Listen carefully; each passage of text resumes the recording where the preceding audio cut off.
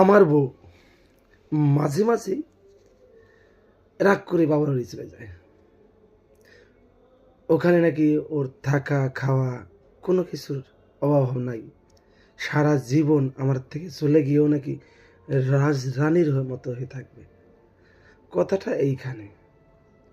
তা আজ থেকে প্রায় 12 বছর ধরে আমার বউ একটা শারীরিক সমস্যার জন্য ভুগছে, গাইনিক সমস্যা। যত কিছু ট্রিটমেন্ট যা কিছু আমি করেছি, একটা অপারেশনের জন্য বাবার বাড়ি সামান্য কিছু টাকা, 20,000 টাকা কম পড়েছে, বাবার বাড়িতে গেছে। তার জন্যে বাবা মা দেখাচ্ছে আমার এত ধার আছে, আমার 1 লাখ টাকা ধার আছে। শোনেন,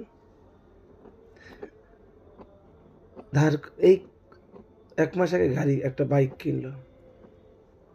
রিসেন্টলি ঘরে রং পুট্টি রং করাচ্ছে। তাহলে ভাবুন, মেয়ের এতটা শরীর খারাপ জেনেও ঘরে পুট্টি করছে, ঘরে ছাদে দোতলা করবে বা গাড়ি কিনলো। আগে মেয়েটাকে বাঁচার কথা ভাবলো না। তাহলে ভাবুন, যাও তোমরা কথাটা শুধু ওর জন্য না, সবার জন্য রাগ করে স্বামীর সঙ্গে বাবার বাড়ি যেতেই পারো, কিন্তু আবেগে বলো না কথাটা। বিবেক দিকে ভেবে দেখো, তোমার স্বামীর থেকে আপন কেউ নেই।